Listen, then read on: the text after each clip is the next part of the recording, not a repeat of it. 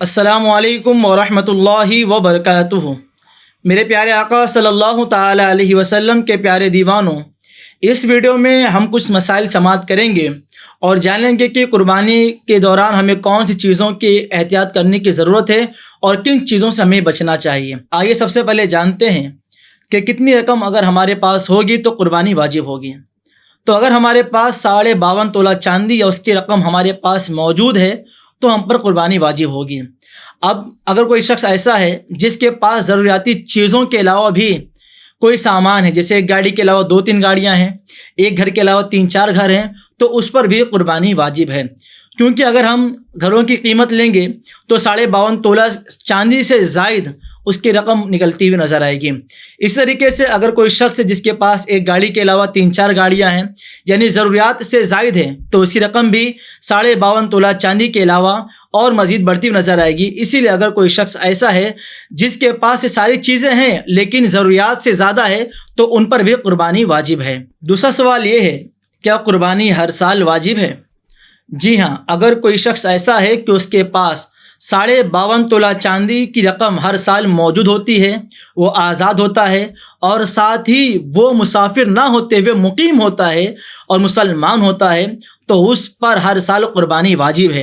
یعنی یہ شرائط پائے جائیں ہر سال تو ہر سال اس کے اوپر قربانی واجب ہے۔ اگر کوئی شخص ایسا ہے جس کی PF، LIC اور اسی طریقے سے فکس ڈپازٹ کی رقم جمع ہوتی ہے تو کیا اس پر قربانی واجب ہے؟ جی ہاں، PF جمع کرنے والے یا LIC کی رقم جمع کرنے والے یا پھر فکس ڈپازٹ پر رقم جمع کرنے والے پر قربانی واجب ہے، کیونکہ یہ رقم ایسی ہیں جو اسے آج نہیں تو کل یا کچھ سال کے بعد ضرور ملے گی، اس لیے ان پر قربانی واجب ہے۔ اور اگر کوئی شخص ایسا ہے جس کے پاس رقم نہیں ہے، یعنی PF کے پیسے جمع ہو چکے ہیں، LIC کے پیسے جمع ہو چکے ہیں اور فکس ڈپازٹ کے پیسے جمع ہو چکے ہیں، تو کیا وہ کس طریقے سے قربانی ادا کرے گا؟ تو اس کے لیے ضروری یہ ہے کہ وہ کوئی چیز بیچے اور اس کی قیمت جو ملے گی اس قیمت سے قربانی ادا کرے، یا پھر کسی کے پاس سے قرض لے لے اور اس قرض سے قربانی ادا کرے۔ اور اگر وہ قرض نہیں لے سکتا ہے یا پھر کوئی سامان نہیں بیچ سکتا ہے، اس کے پاس رقم کم ہے، تو وہ حصے والی قربانیوں میں حصہ لے لیں تاکہ اس کی قربانی ادا ہو جائے۔ شادی کے لیے اگر سونا جس کی ملکیت میں رکھا ہوا ہے، جیسے اگر ماں ہے، ماں کی ملکیت میں ہے تو ماں پر قربانی واجب ہے، باپ کی ملکیت میں ہے تو باپ پر قربانی واجب ہے، بھائی کی ملکیت میں ہے تو بھائی پر قربانی واجب ہے۔ اسی طریقے سے اگر بالغ لڑکی کے ملکیت میں رکھا ہوا ہے تو بالغ لڑکی پر قربانی واجب ہے۔ ایک شخص ہے جو ہیوی ڈپازٹ پر روم لیا ہوا ہے، کمرہ لیا ہوا ہے اور اس میں رہتا ہے، تو قربانی کس طرح ادا کرے گا؟ کیا اس پر قربانی واجب ہے؟ جی ہاں، جو شخص ہیوی ڈپازٹ پر روم لے کر رہ رہا ہے، گھر لے کر رہ رہا ہے، تو اس پر قربانی واجب ہے، کیونکہ جب بھی آج نہیں تو کل جب بھی وہ اس مکان کو خالی کرے گا تو رقم اسے ضرور ملے گی، اس لیے اس پر قربانی واجب ہے۔ اگر کوئی شخص ایسا ہے جس کے اوپر 20 لاکھ کا ہوم لون ہے تو اس کی 2 صورتیں ہیں۔ سب سے پہلے وہ یہ دیکھے کہ میرے پاس جتنے مال ہیں، یعنی سونا چاندی سب اگر میں ملاؤں تو 20 لاکھ سے زائد رقم ہوتی ہے اور میں 20 لاکھ کو مائنس کروں گا تو میرے پاس اتنی رقم موجود ہوگی کہ میں 52.5 تولہ چاندی آرام سے خرید سکتا ہوں، تو پھر اس پر قربانی واجب ہے۔ دوسری صورت یہ ہے کہ اگر وہ شخص اتنا غریب ہے یا پھر اس کے پاس اتنا مال نہیں کہ وہ 20 لاکھ مائنس کرنے کے بعد اس کے پاس اتنی رقم موجود ہو کہ وہ 52.5 تولہ چاندی خرید سکتا ہے، تو ایسے شخص پر قربانی واجب نہیں ہے۔ قربانی والدین پر یا اولاد پر؟ قربانی جس پر واجب ہوتی ہے اس کا مالک نصاب ہونا ضروری ہے، یعنی اگر والدین مالک نصاب ہیں تو والدین پر قربانی واجب ہے، اور اگر بالغ اولاد ہے اور بالغ اولاد مالک نصاب ہیں تو ان پر بھی قربانی واجب ہے۔ ایسا نہیں ہو سکتا کہ والدین اپنا کر لیں تو اس میں اولاد کا شمار ہو جائے گا، بلکہ ہر ایک پر الگ الگ قربانی کرنا واجب ہے۔ میرے گھر میں جوائنٹ فیملی ہے جس میں والد صاحب الگ کماتے ہیں، بیٹے الگ کماتے ہیں، اور والد صاحب ہر سال قربانی کر دیتے ہیں، تو کیا بچوں کو الگ سے قربانی کرنے کی ضرورت ہے یا نہیں؟ تو اس کا جواب یہ ہے کہ اگر والد صاحب مالک نصاب ہیں اور وہ اپنا کماتے ہیں، اپنی ملکیت کے پیسے اپنے پاس رکھتے ہیں، تو پھر ان پر الگ سے قربانی واجب ہے۔ اور وہ بچے جو ان کے ساتھ رہتے ہیں، وہ اپنا کاروبار کرتے ہیں، کہیں جاب کرتے ہیں اور اپنی رقم اپنے پاس رکھتے ہیں، تو ان پر الگ سے قربانی کرنا واجب ہے۔ یہ نہیں ہو سکتا کہ دونوں الگ الگ مالک نصاب ہوں اور گھر میں کوئی ایک فرد قربانی کر دے تو قربانی ہو جائے گی، ایسا نہیں ہو سکتا۔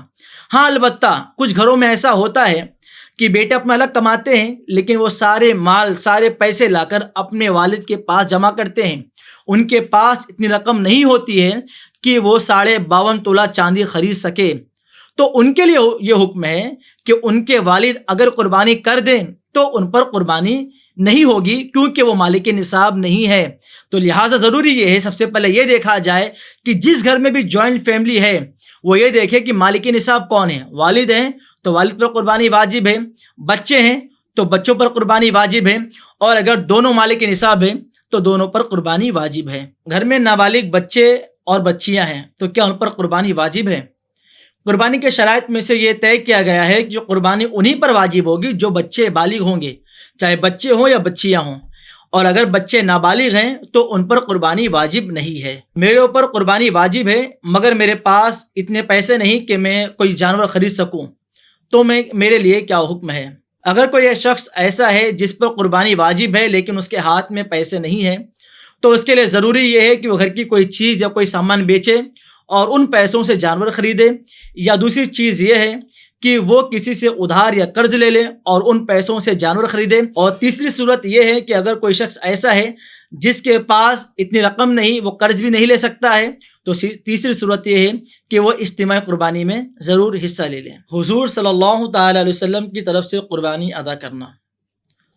حضور صلی اللہ تعالیٰ علیہ وسلم کی طرف سے اگر کوئی شخص قربانی ادا کرنا چاہتا ہے یا اسی طریقے سے کسی بھی اولیاء کرام کے نام پر قربانی کرنا چاہتا ہے تو یہ مستحب عمل ہے، کر سکتا ہے، ثواب کا کام ہے، لیکن سب سے پہلے ضروری یہ ہے کہ اگر اس کے اوپر خود قربانی واجب ہے تو سب سے پہلے اپنی قربانی ادا کرے اور پھر بعد میں یہ سارے کام کرے، کیونکہ جو خود پر قربانی ہے وہ قربانی واجب ہے اور یہ ساری قربانی مستحب اور کار خیر اور ثواب کا کام ہے۔ قربانی مجھ پر واجب ہے لیکن میرے گھر والدین بھی ہوتے ہیں، تو مجھے یہ اچھا نہیں لگتا کہ میں اپنے نام پر قربانی کروں اور والدین کے نام پر قربانی نہ ہوں، تو کیا میرا ایسا کرنا درست ہے؟ جی نہیں۔ جس پر قربانی واجب ہے قربانی اس کی طرف سے ادا کرنا ضروری ہے، ورنہ واجب ادا نہیں ہوگا۔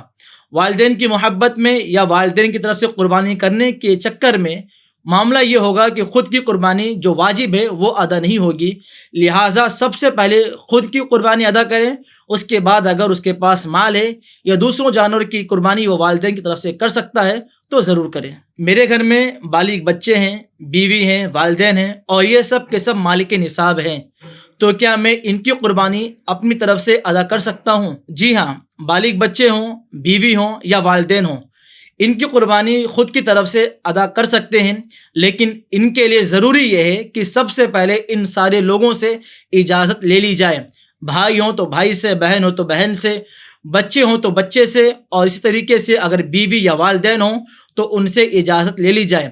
اگر ان کی اجازت کے بغیر ہم قربانی کریں گے تو قربانی ادا نہیں ہوگی۔ مرحومین کی طرف سے یہ قربانی کر سکتے ہیں؟ جی ہاں، مرحومین کی طرف سے قربانی کر سکتے ہیں، چاہے بیٹا کرے یا بیٹی کرے، جسے کرنا ہے وہ کر سکتا ہے، اس میں کوئی حرج کی بات نہیں ہے۔ اور گوشت کا وہی حکم ہوگا کہ وہ 3 حصوں میں تقسیم کریں، ایک گھر کے لیے، دوست و احباب کے لیے اور ایک حصہ غریبوں فقیروں کے لیے۔ اور اگر مرحومین وصیت کر کے گئے ہیں کہ میرے نام سے قربانی کر دینا یا میری طرف سے قربانی کر دینا، تو اس صورت میں ضروری یہ ہے کہ سارے گوشت غریبوں فقراء کو تقسیم کر دیے جائیں، اس کے 3 حصے نہ کیے جائیں۔ اگر عورت کی جانب سے قربانی کی جائے تو والد کا نام لیا جائے یا شوہر کا نام لیا جائے؟ تو سب سے پہلے یاد رکھیں کہ نام ضروری نہیں ہے، جس کے نام سے قربانی ہو رہی ہے اس کا نام لے لیا جائے کافی ہے، کیونکہ اللہ رب العزت جانتا ہے کہ کس کی طرف سے، کس کی جانب سے قربانی ہو رہی ہے۔ لیکن اگر پھر بھی کوئی نام لینا چاہے تو چاہے والد کا نام لے بیوی کے ساتھ، چاہے بیوی کے ساتھ شوہر کا نام لے، دونوں جائز و درست ہے۔ جانور ذبح کر رہا تھا اور ذبح کرتے کرتے میں دیکھا کہ اس کے پیٹ سے زندہ بچہ پیدا ہو رہا ہے، تو ایسی صورت میں کیا کیا جائے؟ اگر جانور ذبح کرتے وقت زندہ بچہ پیدا ہو رہا ہے تو اسے بھی ساتھ میں ذبح کر دیا جائے اور اس کا کھانا حلال ہوگا، اور اگر مردہ بچہ پیدا ہوا ہے تو اسے دفنا دیا جائے، اسے کھایا نہ جائے، کیونکہ اگر مردہ بچہ پیدا ہوگا اور اسے کھایا جائے گا تو وہ کھانا حرام ہوگا۔ قربانی کے لیے جانور خریدا تھا اور کتا کاٹ لیا تو کیا کروں؟ اگر کوئی شخص ایسا ہے جو قربانی کے لیے جانور خریدا تھا اور اس کے جانور کو کتا کاٹ لیا، تو سب سے پہلے وہ یہ دیکھے کہ وہ عید تک صحیح ہو پائے گا کہ نہیں ہو پائے گا، اسی طریقے سے وہ زخم کتنا گہرا ہے، اسی اعتبار سے حکم لگایا جائے گا کہ اگر اس میں عیب آ گیا اور وہ عید تک ٹھیک نہیں ہوا تو قربانی نہیں کر سکتا، اور اگر وہ عید تک ٹھیک ہو جاتا ہے یا زخم بھر جاتا ہے یا اتنا کاٹا کہ عیب معلوم نہیں ہوتا ہے تو قربانی جائز ہے۔ لہٰذا جب بھی جانور کو کتا کاٹ لے تو سب سے پہلے اپنے پاس کے علاقوں میں جو مسجد ہوا کرتی ہے اس میں جائے اور امام صاحب سے رابطہ کریں اور انہیں صورت حال بتائے، وہ اس کا بہتر فیصلہ بتائیں گے۔ آج کل رواج یہ ہے کہ اب قربانی خریدنے جائیں تو قربانی عموماً وزن سے ملا کرتے، قربانی کا جانور عموماً وزن سے ملا کرتا ہے، تو کیا ہم قربانی کا جانور خرید سکتے ہیں؟ تو سب سے پہلے یاد رکھیں کہ حضور صلی اللہ تعالی وسلم کے زمانے میں قربانی کا جانور تنہا خریدا جاتا تھا، وزن سے نہیں خریدا جاتا تھا، لیکن اب عموماً ایسا ہوتا ہے کہ قربانی کا جانور وزن سے بکتا ہے اور لوگ اسے خریدتے ہیں۔ اس لحاظ سے عموماً پائے جانے کی وجہ سے اور یہ رواج ہونے کی وجہ سے اسے جائز قرار دیا گیا ہے۔ لہٰذا اگر اس دور میں، اس وقت میں اگر کوئی شخص وزن سے قربانی کا جانور خریدتا ہے تو یہ خریدنا جائز ہے، لیکن خریدتے وقت اس بات کا ضرور خیال کرے کہ اس کی یہ نیت نہ ہو کہ جتنا زیادہ گوشت ہوگا اتنا دن زیادہ ہم گوشت کھا سکتے ہیں، بلکہ نیت محض یہ ہو کہ اللہ کی رضا کے لیے ہم جانور خرید رہے ہیں، جتنا فربا جتنا موٹا ہوگا اتنا ہی اچھا رہے گا۔ قربانی کے لیے جانور خریدا تھا لیکن بعد میں منافع دیکھتے ہوئے اسے بیچ دیا، تو کیا ایسا کرنا درست ہے؟ اگر کوئی شخص قربانی کے لیے جانور خریدے اور پھر اسے منافع دیکھ کر بیچ دے تو یہ کرنا درست نہیں ہے، کیونکہ جس وقت انسان قربانی کے لیے جانور خریدتا ہے وہ اس وقت اللہ رب العزت کے لیے خاص ہو جاتا ہے، اس کا قرب حاصل کرنے کے لیے خاص ہو جاتا ہے۔ پھر بھی اگر کوئی شخص منافع دیکھتے ہوئے جانور کو بیچ دے تو اس پر ضروری یہ ہے کہ وہ جتنے کا جانور خریدا ہے اور جتنے کا بیچا ہے تو منافع جتنا بھی آیا ہے وہ تمام منافع سے دوسرے قربانی کے جانور کو خریدے گا۔ مثال کے طور پر 20,000 کا جانور خریدا تھا اور اس نے اسے بیچا 25,000 میں، تو اب ضروری یہ ہے کہ وہ پورے 25,000 کا کوئی دوسرا جانور خریدے۔ اگر وہ 23 میں خریدتا ہے یا 20 میں یا 22 میں خریدتا ہے تو جتنی رقم بچے گی وہ ساری رقم کو صدقہ کرے گا، خود اپنے پاس نہیں رکھ سکتا ہے۔ قربانی کے لیے جانور خریدا تھا پھر بعد میں احساس ہو اسے بدل دیا جائے تو کیا ایسا کرنا درست ہے؟ اگر کوئی شخص قربانی کے لیے جانور خریدا تو اسے نہیں بدل سکتا۔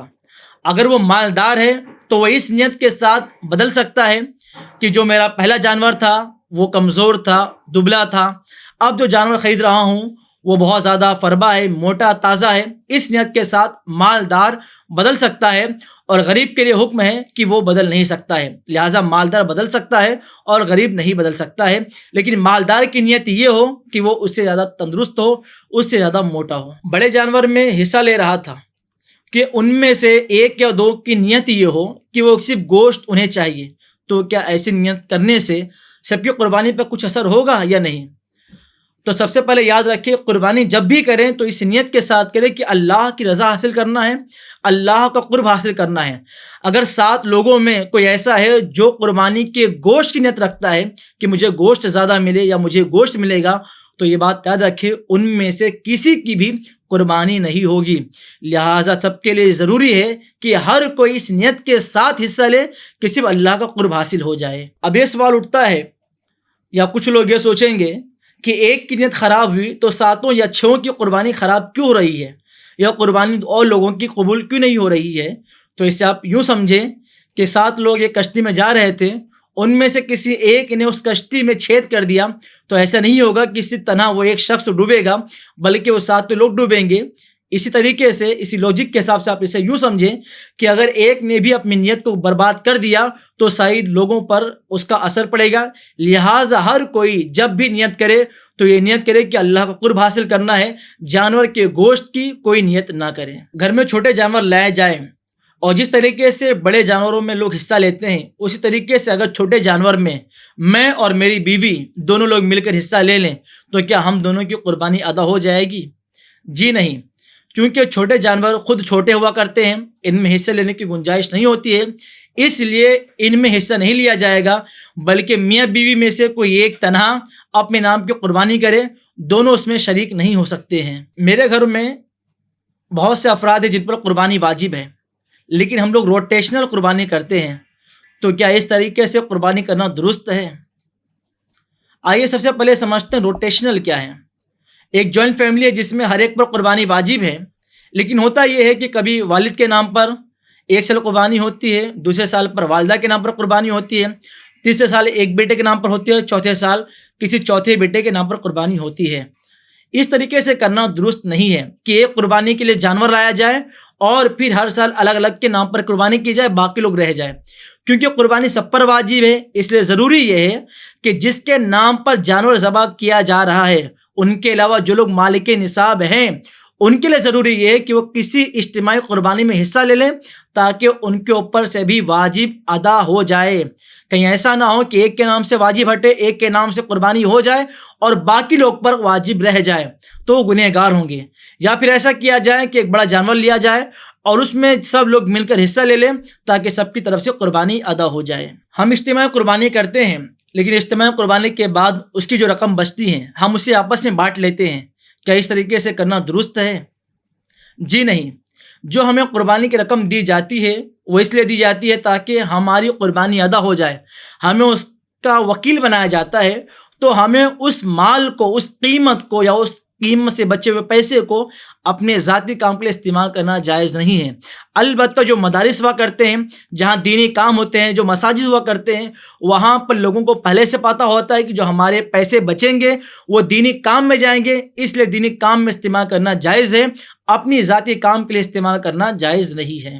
حصے والی قربانی میں کیا گوشت کو برابر برابر تقسیم کرنا ضروری ہے، یا پھر یوں ہی اندازے سے تقسیم کرنا درست ہوگا؟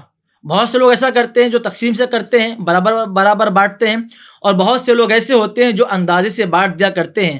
تو اس میں صحیح صورت کیا ہے؟ تو سب سے پہلے اس بات کا خیال کریں، جب بھی ہم اجتماعی قربانی کریں اور ہمیں گوشت بانٹنا ہو تو ہم اسے وزن کے ساتھ تقسیم کریں گے۔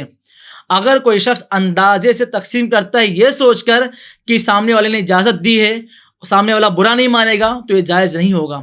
البتہ اگر ہم اس میں کوئی چیز ایسی ڈال دیا کرتے ہیں، جیسے خور ڈال دیں، کلیجی ڈال دیں سب میں، تو اس میں اندازے سے ناپ پر دینا بھی جائز ہوگا، کیونکہ ہم نے گوشت کے علاوہ کلیجی یا خور وغیرہ ڈال دیا ہے تاکہ یہ جائز ہو جائے۔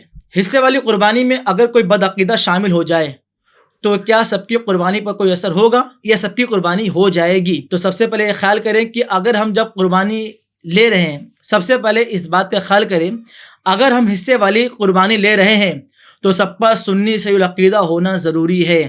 اگر ان میں سے کوئی ایک بدعقیدہ جس کے بارے میں ہمیں یقین سے معلوم ہے کہ یہ بدعقیدہ ہے وہ شامل ہو جاتا ہے تو ان میں سے کسی کی بھی قربانی نہیں ہوگی۔ لہٰذا ضروری یہ ہے کہ جو 7 لوگ حصہ لے رہے ہیں سب سنی صحیح العقیدہ ہو تاکہ سب کی قربانی ہو جائے۔ کیا قربانی کا گوشت ولیمے میں، شادی میں یا مہمانوں کو کھلانے میں استعمال کیے جا سکتے ہیں؟ جی ہاں، قربانی کا گوشت شادی میں، ولیمے میں یا پھر مہمانوں کو کھلانے میں استعمال کیے جا سکتے ہیں، اور استعمال کرنے میں کوئی قباحت نہیں ہے۔ میرا ایک دوست ہے جو غیر مسلم ہے، تو کیا میں قربانی کرنے کے بعد اسے قربانی کا گوشت دے سکتا ہوں؟ جی نہیں۔ اگر کوئی غیر مسلم ہے تو اسے قربانی کا گوشت دینا جائز نہیں ہے، لہٰذا ان کاموں سے بچا جائے اور خود بھی روکا جائے اور دوسروں کو بھی روکا جائے۔ قربانی کے لیے جانور خریدا تھا لیکن وہ مر جائے یا پھر گم جائے یا چوری ہو جائے تو کیا حکم ہے؟ اگر قربانی کے لیے جانور خریدا تھا اور وہ مر گیا تو غنی پر واجب ہے کہ وہ دوسرا جانور خریدے اور پھر اسی قربانی کرے، اور اگر کوئی فقیر ہے وہ خریدا تھا، اس کا جانور مر گیا تو اس پر دوسرا جانور خریدنا واجب نہیں ہے۔ اسی طریقے سے اگر وہ چوری ہو گیا یا پھر گم گیا تو اس صورت میں اگر غنی ہے، اس نے دوسرا جانور لایا اور دوسرا جانور لانے کے بعد پہلا جانور مل جاتا ہے، یا فقیر تھا وہ دوسرا جانور لایا اور پہلا جانور مل گیا، تو فقیر پر ضروری یہ ہے کہ وہ دونوں جانوروں کی قربانی کرے، اور مالدار کو اختیار ہے کہ وہ دونوں میں سے جسے چاہے قربانی کرے۔ البتہ اگر وہ پہلے جانور کی قربانی کر رہا ہے تو وہ قیمت میں کم ہو یا زیادہ ہو کوئی مسئلہ نہیں ہے، قربانی کرے، جائز ہوگا۔ اور اگر وہ دوسرے جانور کی قربانی کر رہا ہے جو بعد میں خریدا تھا، تو اگر اس کی قیمت پہلے جانور جو خریدا تھا اس کی قیمت سے کم ہے تو جتنی قیمت کم ہے اتنی قیمت کے بدلے وہ صدقہ کرے گا۔ ایسی جگہ قربانی میں حصہ لیا کہ اسے شک ہے کہ قربانی ہوگی یا نہیں، تو وہ کیا کرے؟ سب سے پہلے یہ خیال کرے کہ جہاں بھی وہ حصے میں قربانی لے رہا ہے تو اس کے لیے ضروری ہے کہ وہ تحقیق کر لیں کہ وہ سنی ہے کہ سنی نہیں ہے، یا اس سے قربانی ہوگی یا نہیں ہوگی۔ کہیں ایسی جگہ قربانی کے پیسے نہ دیں جہاں وہ شک میں مبتلا ہو، تو اپنے آپ پہلے اطمینان کر لیں، اور اطمینان ہونے کے بعد ہی کہیں وہ پیسے جمع کریں۔ البتہ اگر اسے اطمینان نہیں تھا پھر بھی وہ کہیں پیسے جمع کر دیا ہے اور اب بھی شک میں ہے، تو اس کے لیے ضروری یہ ہے کہ وہ اب بھی وقت ہے کہیں اور حصہ لے لے تاکہ اس کی طرف سے قربانی ادا ہو جائے، ورنہ وہ گنہگار ہوگا۔ مجھ پر قربانی واجب ہے، لیکن میں چاہتا یہ ہوں کہ قربانی نہ کرتے ہوئے اس کی ساری رقم کسی غریب کو صدقہ کر دوں، تو کیا ایسا کرنا درست ہے؟ جی نہیں۔ اگر کوئی شخص ایسا ہے جس پر قربانی واجب ہے تو اس کی رقم صدقہ کرنا جائز نہیں ہے، کیونکہ صدقہ کرنا ایک نفل کام ہے، وہ بعد میں بھی کر سکتا ہے، اس کا الگ ثواب ہے، لیکن قربانی اس پر واجب ہے، یہ نفل سے بڑھ کر ہے۔ اس لیے نفل کی فکر میں واجب کو ترک نہ کرے، بلکہ پہلے واجب ادا کرے، اس کے بعد اگر اس کے پاس رقم موجود ہے یا وہ نفل ادا کرنا چاہتا ہے تو ضرور کرے، لیکن پہلے اپنے واجب کو ضرور ادا کرے۔ میرے گھر میں قصائی آتا ہے جو جانور ذبح کرتا ہے، اسے دعا یاد ہے، لیکن مجھے دعا یاد نہیں اور میں چاہتا ہوں کہ میں قربانی کروں، تو کیا ایسا ہو سکتا ہے کہ قربانی میں کروں، دعا وہ پڑھ لے؟ جی نہیں۔ اگر کوئی شخص ایسا ہے جس کے گھر میں کوئی ذبح کرنے والا باہر سے آتا ہے اور اسے دعا یاد ہے، اور گھر والا چاہتا ہے کہ میں ذبح کروں، مجھے دعا یاد نہیں، تو ایسا نہیں کر سکتا، بلکہ قربانی کے لیے ضروری یہ ہے کہ اسے دعا یاد ہو۔ البتہ اگر کوئی شخص ایسا جس سے پوری دعا یاد نہیں، جو قربانی کے دوران پڑھی جاتی ہے، لیکن محض وہ بسم اللہ اللہ اکبر کہہ سکتا ہے، تو ضروری یہ ہے کہ وہ بسم اللہ اللہ اکبر کہہ کے ذبح کرے، تو اسے ذبح کرنا جائز ہوگا اور وہ جانور بھی جائز و حلال ہوگا۔ اور اگر وہ کچھ نہیں پڑھتا ہے، صرف اور یوں ہی آ کر قربانی کر دیتا ہے، جانور ذبح کر دیتا ہے، تو جانور حلال نہیں ہوگا۔ میں ابھی نابالغ بچہ ہوں اور میں چاہتا ہوں کہ میں ذبح کروں، لیکن میرے گھر والے کہتے ہیں کہ تمہارا بالغ ہونا ضروری ہے، کیا ان کا کہنا درست ہے؟ جی نہیں۔ اگر کوئی نابالغ بچہ ہے اور اسے دعا یاد ہے، بسم اللہ اللہ اکبر وہ کہہ سکتا ہے، اور جانور کو ذبح کرتے وقت وہ اس بات کا خیال کر سکتا ہے کہ اسے چوٹ نہ آئے، تو ضرور وہ قربانی کر سکتا ہے۔ قربانی کرنے کے لیے بالغ ہونا ضروری نہیں ہے۔ میرے نام کی قربانی ہونے والی ہے، میں چاہتا یہ ہوں کہ قربانی سے پہلے اپنے بال ناخن وغیرہ ترشوا لوں، لیکن گھر والے منع کرتے ہیں کہ جب تک تمہارے نام کی قربانی نہ ہو جائے یہ سارے کام نہ کرو۔ کیا ان کا یہ کہنا درست ہے؟ جی ہاں۔ حضرت ام سلمہ رضی اللہ تعالی عنہا روایت کرتی ہیں کہ حضور رحمت عالم صلی اللہ تعالی علیہ وسلم نے ارشاد فرمایا کہ جب تم قربانی کا ارادہ رکھتے ہو اور پہلا عشرہ شروع ہو جائے تو جب تک تمہارے نام کی قربانی نہ ہو جائے اپنے بال، اپنے ناخن، اپنے کھال کی کوئی چیز نہ ترشوائے، اور اگر ترشوانا ہے تو قربانی ہونے کے بعد کریں۔ فقہاء کرام فرماتے ہیں کہ حکم جو ہے استحباب کا ہے، یعنی مستحب ہے کہ اپنے بال کو نہ کاٹے، اپنے ناخن کو نہ کاٹے، یہ مستحب ہے، کوئی فرض واجب نہیں ہے۔ اگر کوئی کرتا ہے تو اسے کوئی گناہ نہیں ملے گا، اور اگر کوئی اپنے بال ناخن نہ ترشوائے تو اسے ثواب ملے گا، اور اگر وہ یہ سارے کام کر لیتا ہے، قربانی تک انتظار نہیں کرتا ہے، تب بھی کوئی گناہ کا کام نہیں ہے۔ البتہ اگر کسی کا موئے زیر ناف کٹواتے ہوئے 40 دن کا عرصہ گزر رہا ہے تو اس کے لیے ضروری یہ ہے کہ وہ استحباب پر عمل نہ کرے، مستحب کام پر عمل نہ کرے، بلکہ فوراً اسے ضرور کاٹے، اور اس بات کا خیال نہ کرے کہ میرے نام پر قربانی ہے۔ میں قربانی کا جانور خریدنا چاہتا ہوں، لیکن مجھے نہیں معلوم کہ اس کی قیمت کتنی ہونی چاہیے، تو آپ ذرا رہنمائی فرما دیں۔ اگر کوئی شخص ایسا ہے جو قربانی کا جانور خریدنا چاہتا ہے تو سب سے پہلے وہ قیمت نہ دیکھے، بلکہ وہ دیکھے کہ وہ اگر بکرا خرید رہا ہے یا بکری خرید رہا ہے تو 1 سال کا ہونا چاہیے، اس کی عمر کم سے کم 1 سال کی ہو، فربا ہو، موٹا ہو، تیز ہو۔ اسی طریقے سے یہ ساری چیزوں کا خیال کریں۔ اب اس کے بعد وہ جتنا موٹا ہوگا، جتنا تازہ تندرست ہوگا، اتنا ہی ثواب اسے ملے گا۔ میرے گھر میں ایک صاحب کا انتقال ہو گیا ہے، اس کا عقیقہ نہیں ہوا تھا، تو کیا اس کے مرنے کے بعد میں اس کی جانب سے اس کا عقیقہ کر سکتا ہوں؟ جی نہیں۔ اگر کوئی شخص ہے جو مر گیا ہے، اس دنیا سے کوچ کر گیا ہے، تو اس کی جانب سے عقیقہ کرنا جائز نہیں ہے، کیونکہ عقیقہ یہ دم شکر ہے۔ ہم عقیقہ کر کے اللہ کا شکر ادا کرتے ہیں، اور شکر ادا کرنا یہ زندوں کے لیے، مردوں کے لیے نہیں ہے، اس لیے اس کی جانب سے عقیقہ کرنا جائز نہیں ہوگا۔ ابھی کچھ دن پہلے میرے گھر میں ایک صاحب کا انتقال ہو گیا، تو کیا میں اس گھر میں قربانی کر سکتا ہوں یا نہیں؟ اگر مال کے نصاب ہے تو اس گھر میں قربانی کر سکتے ہیں۔ ایسا نہیں ہے کہ اس گھر میں انتقال ہونے کے بعد وہ واجب ہم سے ساقط ہو جائے گا، بلکہ واجب ویسے ہی باقی رہے گا جیسا رہتا ہے۔ لہٰذا قربانی کرتے وقت قربانی کر دیں، اس بات کا خیال نہ کریں کہ ابھی کچھ دن پہلے میرے گھر میں انتقال ہوا ہے، مجھ پر قربانی واجب ہے لیکن ابھی تک میرا عقیقہ نہیں ہوا ہے، اور گھر والے کہتے ہیں کہ قربانی سے پہلے عقیقہ ہونا ضروری ہے، تو کیا ان کا کہنا درست ہے؟ جی نہیں۔ اگر کوئی شخص ایسا ہے جس پر قربانی واجب ہے اور اس کا عقیقہ نہیں ہوا ہے تو اس پر قربانی کرنا واجب ہے، عقیقہ کرنا ضروری نہیں ہے، کیونکہ عقیقے سے بڑھ کر واجب ہے اور عقیقہ کرنا محض سنت ہے، مستحب کام ہے، سنت ہے۔ تو اگر کسی کا عقیقہ نہیں ہوا ہے اور قربانی واجب ہے تو قربانی کو ترک کر کے واجب کو چھوڑ کر عقیقہ نہ کریں، پہلے قربانی کریں اس کے بعد عقیقہ کر لیں، اور اگر چاہے تو 2 جانور لائیں یا عقیقے کے لیے کسی جانور میں حصہ لے لیں اور وہاں عقیقہ کر لیں اور اپنے اوپر سے واجب ادا کر لیں، اور جو سنت باقی ہے وہ سنت کو بھی ادا کر لیں۔ کیا کوئی شخص مسجد میں قربانی کر سکتا ہے؟ جی نہیں۔ عین مسجد میں کوئی شخص قربانی نہیں کر سکتا، کیونکہ مسجد کو گندگی سے پاک رکھنا ضروری ہے۔ جب ہم مسجد میں قربانی کریں گے تو گندگی ہوگی، لہٰذا اگر کوئی مسجد میں کرنا چاہتا ہے تو مسجد کے باہر جو جگہ ہوتی ہے یا صحن مسجد کے باہر مسجد سے اٹیچ جو جگہ ہوتی ہے وہاں قربانی کر لیں۔ اہل مسجد میں یا مسجد کی جگہ جہاں نماز وغیرہ پڑھتے ہیں وہاں قربانی کرنے سے ضرور بچیں۔ مجھ پر 5 سال سے قربانی واجب ہے لیکن میں نے اب تک کہ قربانی ادا نہیں کی، تو میرے لیے کیا حکم ہے؟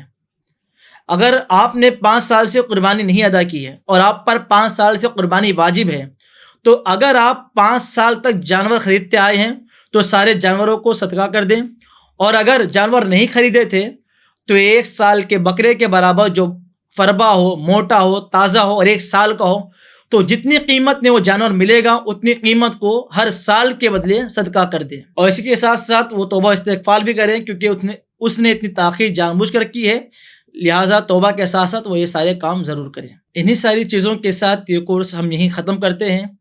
امید ہے کہ آپ لوگوں کو ضرور ساری چیزیں سمجھ میں آ گئی ہوگی۔ مزید اگر آپ کو کوئی کورس یا کوئی معلومات چاہیے تو ضرور ہمیں کمنٹ کر کے بتائیں کہ آپ مزید کیا سیکھنا چاہتے ہیں۔ انشاءاللہ تعالی کمنٹ پڑھ کر ہم ضرور آپ کے اس کورس کا انتخاب کریں گے۔ السلام علیکم ورحمۃ اللہ وبرکاتہ۔